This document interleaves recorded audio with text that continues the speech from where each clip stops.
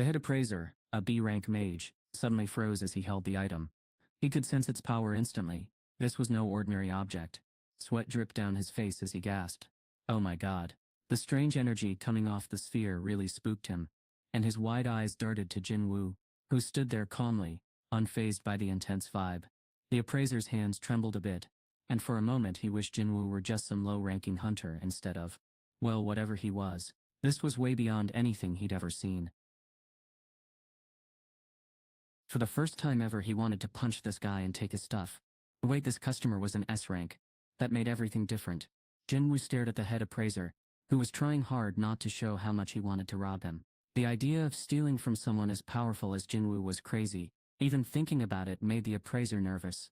Jin-Woo tilted his head, curious. What was wrong with this guy? Did he feel sick or something? The appraiser wiped sweat from his forehead before speaking to the manager. Please turn on the camera. Of course. The manager fumbled with the camera. When it finally flickered to life, Junggi's heart raced. This was it. Turning on the camera meant whatever the appraiser held was probably super valuable. Both Junggi and the manager leaned in, eager to see what would happen next. Rolling, the manager said, angling the camera at the appraiser. He stood in front of a glowing circular manometer, his hands trembling slightly as he held up the mysterious item. He slapped the sphere on the meter. Beep. Boop. A number popped up. The appraiser picked it up again, curious. Beep? The number doubled instantly. Junggi's eyes widened in shock. Wow. The manager leaned over, eyes wide. 100%. This thing really boosts magic power by 100%. Usually they only get 5% per item. If an artifact was worth 100 billion won, they'd make a cool 5 billion. But even with tons of experience, the manager had no clue how much the red magic sphere was worth. We're gonna be rich. Rich, I say. If they were alone, he'd have shouted with joy and given everyone a big hug. He could barely breathe. He was so excited about the deal. Junggi wasn't any calmer. He fist-pumped in excitement. Yes, he exclaimed, thinking his promotion was secured.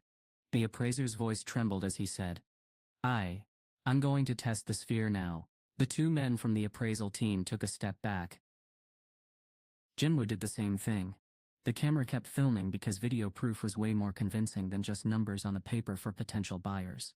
The appraiser looked straight into the camera and said, let's start. Suddenly a whirlwind of snow about the size of a truck tire swirled around his right hand. I'll keep using magic while I touch the magic sphere, he explained. As soon as his left hand touched the sphere of avarice, the snowflakes went crazy, turning into a blizzard that shook the whole room. Whoa! The appraiser exclaimed, startled. He quickly stopped his magic. If he had waited even a second longer, the entire room would have been covered in ice. Turn off the camera, he said firmly. The team manager nodded and rushed over to stop filming. Finally, the appraisal was done. Jin-Woo had been holding his breath when that snowstorm burst out from the appraiser's hand, but now he could chill. He wasn't the only nervous one. Everyone let out a deep sigh to calm down. For a second, the room was so quiet you could hear a pin drop. Then Jin-Woo spoke up. So, how much is this sphere worth? He crossed his fingers, hoping it wouldn't cost an arm and a leg. Could he finally afford those artifacts he desperately needed? He was super excited to buy some cool stuff. But honestly, he was way more curious about what he could get for the sphere. The appraiser stared in shock at the sphere of avarice. How could someone even put a price on this? His eyes widened as he looked at Jin-Woo, and he swallowed hard. Where had Jin-Woo even found such an amazing artifact? Jin-Woo couldn't help but ask out of curiosity. Where did you get this? He shifted his gaze from the appraiser to Junggi. Do I need to tell you that for this deal to work? Junggi asked, avoiding Jin-Woo's eyes awkwardly. The appraiser shook his head. No, you don't. I was totally surprised, but I knew everyone would be curious once they heard about this magic sphere. The two men looked super eager to hear more. Since there was no reason to hide it anymore, Jin-Woo decided to explain. After all, it wasn't something unfair or that others could easily get their hands on. He took a deep breath and slowly began to speak. Everyone held their breath, waiting to hear what he would say next. Jin-Woo grinned as he dropped the bombshell. I found it in a dungeon. Meanwhile, President Bach marched into his office, telling his secretary, I want to be left alone. No visitors allowed. He even locked the door before sitting down at his computer and pulling up information using his high-level clearance as an S-rank hunter and guild master. Oh, is this even possible? He wondered, unable to shake thoughts of Jin-Woo. A hunter who could upgrade his abilities. That didn't make sense, but there was no other way to explain how Jin-Woo's power had changed so much. President Baek's fingers flew across the keyboard as he searched for answers. He checked the profiles of the world's top hunters online, but it was a dead end. Nothing. No hunter in history had ever been able to boost their own abilities on their own. Hunters could gain more power through mysterious events like an awakening or a reawakening. That's why some people believed hunters were specially chosen by the universe itself. President Baek had been researching for hours. He opened and closed many tabs on his computer, reading countless words that flew across the screen. Finally, he leaned back in his chair, feeling tired from all the work. Am I being too paranoid? Maybe, just maybe, he was overthinking things. Yoonho's eyes widened in shock. Jin-Woo was way stronger than he'd expected. For a moment, Yoonho just sat there, frozen. What is wrong with me? He thought, snapping back to reality. He should have been texting Jin-Woo instead of wasting time like this. But what if sneaky President Choi had already offered Jin-Woo a contract? The thought made Yoonho's heart race. He couldn't help but laugh nervously as he started closing tab after tab on his computer. When only one window was left, he paused for a second. Then, just out of curiosity, he typed something into the search bar, Hunter Upgrade Ability. Of course nothing showed up. Not that President Baek really expected anything. He was just in research mode, because that's what he usually did. Then, something hit him. I haven't eaten lunch today. His stomach growled loudly, and he licked his lips. Feeling how hungry he was about to close the search engine, when something unexpected popped up on the 5th page of results. There it was, a mysterious post linked to a random website. Yoonho almost skipped the post, but something caught his eye. It was on a forum only hunters could access. His cursor hovered over the title, Weird Thing Happening to Me. The message inside was short. I started seeing my stats pop up on a screen, like in a video game, and I can even upgrade them. Has anyone else experienced this? The post was anonymous, but for some reason, Yoonho felt a shiver run down his spine.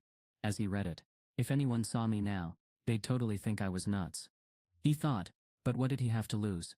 He decided to dig deeper. He grabbed the phone. Yes, Mr. President. It was Manager Sangmin and from the second admin team. There's something I need you to check on. Manager and Shuno said. He wanted to know what Jin-Woo had been up to on the day that anonymous post went up. Got it.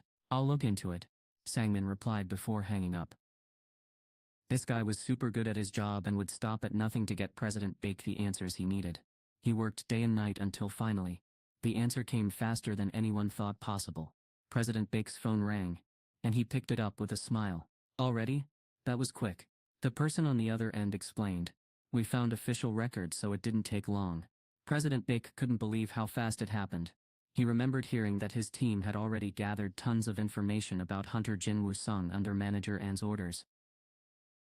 Quickly answering, yes. On that day Hunter Sung was... Oh, right around then, something big happened. Remember that double dungeon mess a few months back? Someone asked. Exactly, came the reply.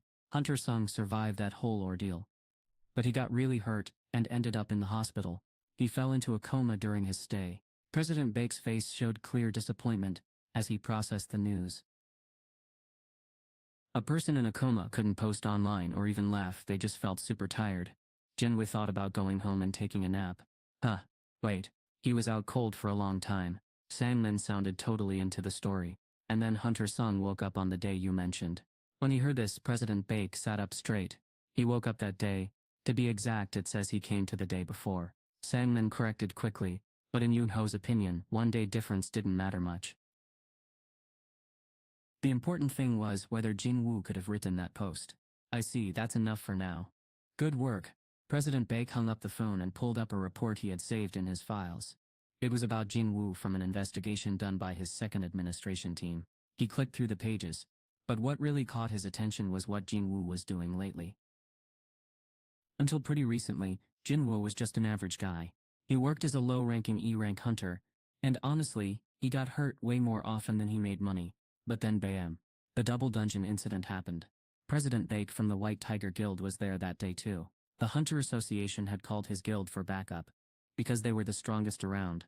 President Bake showed up with his top team, ready to save the day. Wee-oo, wee-oo, sirens blared as an ambulance rushed by.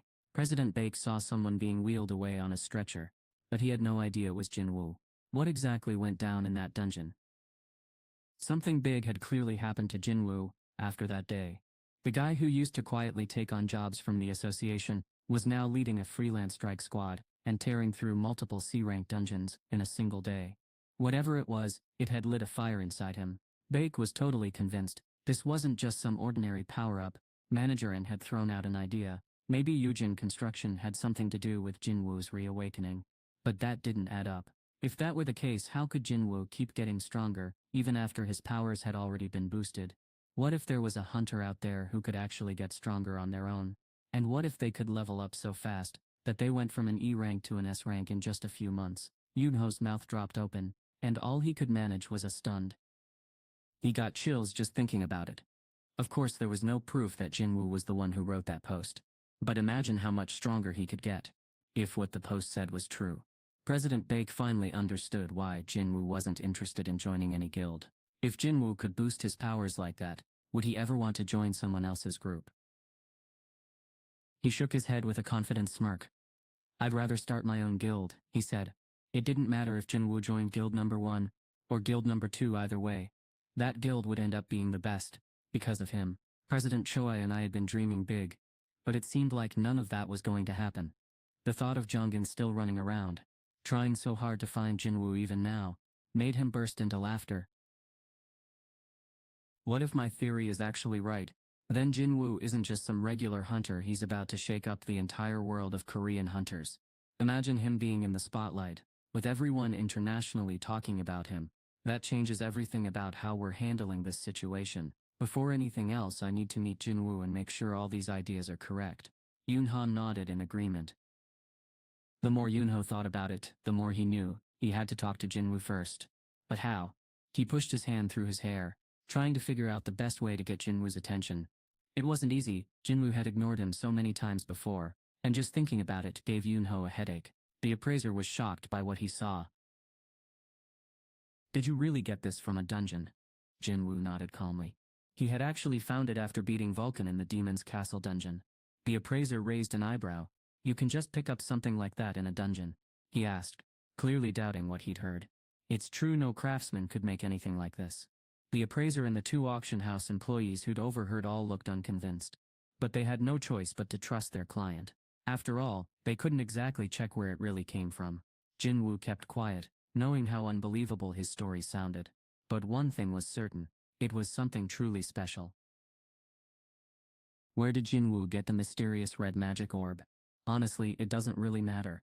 The real question is, what will Hunter Sung do with it now? The manager stepped up, his eyes fixed on the glowing sphere in Jin-Woo's hand. No doubt about it, this is the real deal, he said confidently. Want us to put it up for auction? We'll work hard to make sure you get the best possible price. Now, what should Jin-Woo decide? Jin-Woo had just one thing he needed to figure out before deciding what to do with the sphere of avarice. Hey, can I buy any flame-resistant stuff here? He asked. The team manager and Jungi exchanged a quick, awkward glance before turning back to Jin-Woo with sheepish smiles. Jin-Woo noticed their weird reaction and scratched his head, confused. Did I say something wrong? He asked. No, nothing's wrong, the manager replied with a nervous chuckle. But then he hesitated, making Jin-Woo wonder if there was more to it. Actually, that kind of gear is super easy to get, one of them said. Then why couldn't I find anything online? Jin-Woo asked, confused. Stuff with special powers or magical protections is really expensive. The other replied, because it costs so much. People don't sell it online, but getting your hands on it isn't hard. Fire magic is the most common type of attack magic, so gear that works against it is everywhere. As Jin-Woo thought about it for a moment, most of the mage hunters he'd met used either light or fire magic. Jin-Woo had heard that Jongin, a top S-rank hunter, specialized in fire magic. In fact, even his own shadow mages, like Fang with his fiery breath, used it too. Fire magic seemed really popular. He was glad that fire-resistant gear was easy to find. When he first heard that fireproof items were pricey, Jin-Woo cringed a bit. But finding a cure for his mom made it worth any cost. He just wanted it fast. If needed, selling the sphere of avarice was an option. Could you look into that for me? Of course. I'm on it. The manager turned around but then paused. Hey Jung-gi, why don't you show Hunter Sung around instead of keeping him waiting? Jung-gi smiled. Sure thing. Follow me. He led the way into a special VIP room filled with cool pricey items that hadn't been sold yet, or were about to be auctioned soon. Weapons, armor, runestones, and all sorts of cool stuff were displayed in glass cases. Jin-Woo stopped in front of one that had a sword inside. Jung-gi walked up to him. See anything you like? He asked. Not really, Jin-Woo said, tapping on the glass. Is this thin glass enough to protect it? I don't see any other security. Jung-gi smiled calmly. Sure. Here's a fun and engaging rewrite of your text. It may look super thin, but this glass is incredibly strong. It's specially made by master craftsmen who've added some magical touches. It can handle even a full power punch from an A-rank brawler without breaking. An A-rank brawler? Really? Jin-Woo raised an eyebrow, clearly not believing what he was hearing. Jinji just grinned mischievously. Don't believe me? Go ahead and give it a shot. If the glass breaks, we'll give you whatever's inside for free. Jin-Woo hesitated. His curiosity piqued. Was this glass really as tough as Jinji claimed? He could feel a faint hum of magic coming from it, but still. He tightened his muscles, focusing all his strength into his right arm. The air around him seemed to tense up as he prepared to strike. Wait a second, Jinji cried out, stepping in just in time to stop Jin-Woo mid-punch. That was just an example. I didn't mean for you to actually smash it. Oh, I see, Jin-Woo replied, though he still looked confused. If it broke, elite hunters from the Hunters Guild would rush over here. We have a security contract with them. Jin-Woo's eyes widened in surprise. For a moment, Jin-gi wasn't sure if Jin-Woo had been joking or not. Then Jin-Woo powered down completely. When his energy faded away, Jin-gi let out a sigh of relief. Wait a second, isn't Jin-Woo supposed to be a mage hunter? How could a mage hunter's energy feel so strong and intimidating? Jung-gi wasn't joking when he told Jin-Woo to hit the glass. Even though Jin-Woo was technically an S-rank mage hunter, Jung-gi thought it would be okay. But when Jin-Woo started focusing his energy, Jung-gi got a bad feeling. Luckily Jin-Woo agreed to back down. That's probably for the best. Hunter Sung could have been hurt if things went sideways. Jung-gi told himself that. As he showed Jin-Woo more artifacts, Jin-Woo looked around the room curiously. Could I take a closer look at any of these? Preferably daggers, Dong Jin-Woo asked. He wasn't usually into weapons, but seeing these on display had grabbed his attention. Dongjun's face lit up like a light bulb. This was exactly why the auction house gave hunters tours. They weren't just sellers, they were also super valuable customers. Of course, Dongjun said with a grin. He pulled out the walkie-talkie from around his neck and called for the person in charge of weapons. The employee popped up quickly, as if he was worried Jin-Woo might change his mind. Is this the gentleman? He asked, nodding toward Jin-Woo. Jung-gi nodded. Nice to meet you, the man said with a smile. I'm in charge of weapons. Let's go. He led Jin-Woo out of the room. Jung-gi let out a deep sigh once they were gone. Hunter Sung sure knew how to surprise people. Jung-gi started pacing around the room to calm down, and soon found himself standing in front of the sword that had caught Jin-Woo's eye earlier. Jung-gi was super close to the display, so he started checking the glass for any fingerprints that needed cleaning. Then something caught his eye. Ah! He muttered. His friend turned around, curious. What is it? Jung-gi pointed to a tiny crack in one corner of the case. It was so small, you almost couldn't see it. When did this happen? He wondered aloud. He pulled out his handkerchief and started rubbing the spot, but no matter how hard he tried, the little cracks stayed right there. Jung-gi squinted at the glass case. No doubt about it. That's a crack, not just dirt, he muttered under his breath. If Hunter Sung had noticed this, it could have cost them a major client's trust. Luckily, the crack was tucked away in a corner, where no one would easily spot it. Jung-gi let out a worried sigh and muttered. This isn't good. He quickly called the maintenance team before heading out of the VIP exhibition room.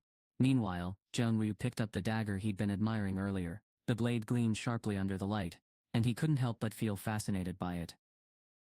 Honestly, it was super disappointing. Night Killer may have a B-rank difficulty, but this sword wasn't even close. Its attack power was way weaker than I expected, like, not even half as strong as Night Killer. I handed the sword back. clearly unimpressed. How much is this? I asked, trying to hide my surprise. It's 30 million won, the seller replied casually. My eyes nearly popped out. 30 million won for this. It didn't feel worth even a fraction of that price. Could you repeat that? 30 million won, Hunter Sung. Hunter Sung's eyes widened as he pulled out a small, sleek item from his jacket. How much would this be worth? The store employee's jaw dropped. Is this yours, Hunter Sung? Wow. It looks like a masterpiece. The details are insane, Hunter Sung thought to himself.